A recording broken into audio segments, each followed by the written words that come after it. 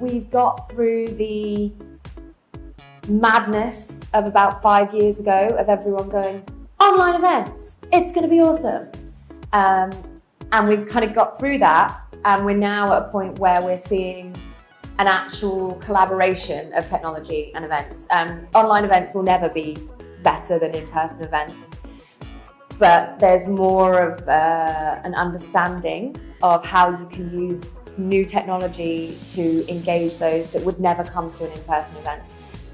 So webcasting and that kind of thing. More localised, smaller events that are free to attend for our membership, but also have a very modest investment that can act as an element of CPD for our market.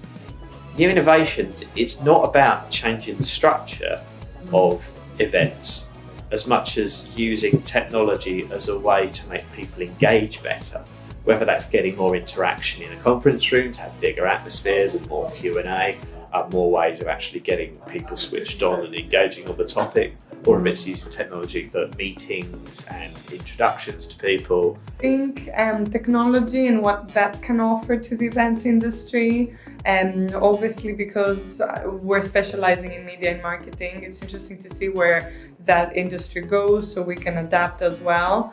But new technology really gets us excited. So something like, for example, AI is really interesting, the various technology that's coming in. So at the Drum we use what we call chatbot, but it's actually not a chatbot because it's operated by a human. So we've installed this so that people can find it really easy to engage with us, to ask us questions, people that cannot be bothered finding the email addresses or phoning you. So what is actually really interesting about that is the person that operates it. People think it's operated by AI, it's actually a person, as I say, and they don't believe half the things she tells them. So they'll say, when's the deadline? And she'll tell them the deadline, or she'll tell them a price. But then they'll phone up a member of staff and say, I just want to check Christine was right, because they think Christine's the AI machine. So it's, again, that's really interesting. So I suppose, to answer your question, how technology will influence and predict what we do in the market. So again, we're just keeping our finger on the pulse to see what's happening. New innovations, it's not about changing the structure of events as much as using technology as a way to make people engage better, whether that's getting more interaction in a conference room to have bigger atmospheres and more Q&A, more ways of actually getting people switched on and engaging on the topic, or if it's using technology for meetings and introductions to people. We've gone through the really big seismic changes in our industry.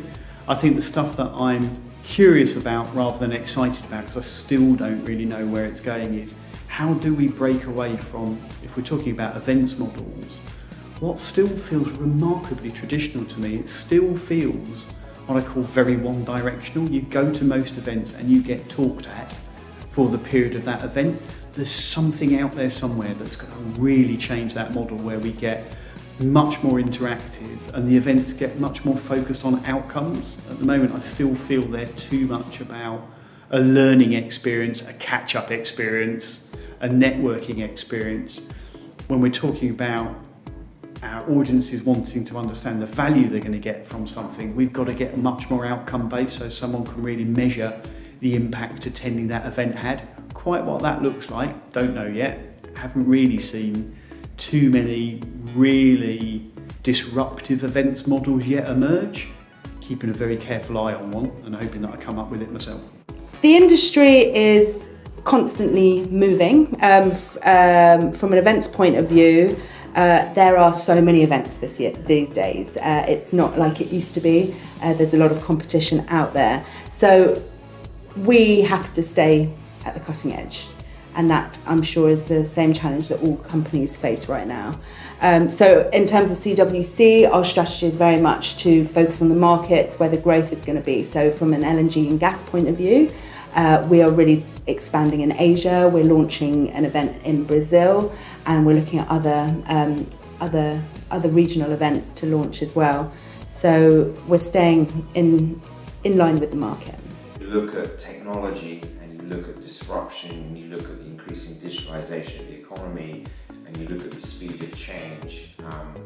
I think we are entering an era of what we we've always continuously been changing ever quicker. So each platform or industrial revolution lays the foundation for the next platform, and that speed of change is ever more faster.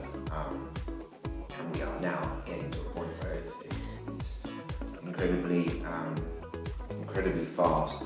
So the changing viewpoints on energy, electricity, or electric vehicles, or robotics, or A&I and sensors, and you can see this singularity.